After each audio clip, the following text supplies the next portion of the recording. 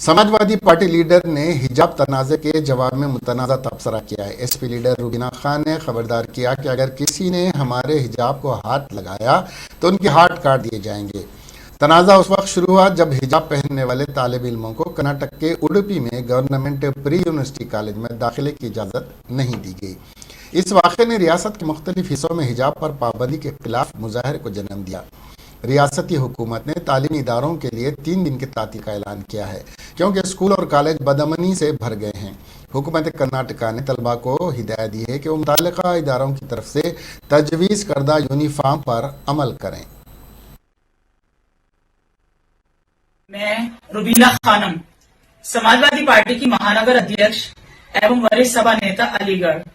ये कर्नाटक हिजाब प्रकरण का जो मुद्दा है, मैं इस पर यह कहना चाहती हूँ कि ये हमारे देश की बहन बेटियों के आत्मसम्मान पर हमला है। हमारे हिजाब पर या हमारे आंचल पर हाथ डालने वालों के हम हाथ काट देंगे। अरे भारत विविधताओं का देश है, यहाँ पर माथे का तिलक हो या पगड़ी या हिजाब, ये सब तो हमारी संस्कृति का हिस्सा है। इस पर राजनीति करना, इस पर राजनीति करना निष्ठा की पराकाष्ठा है।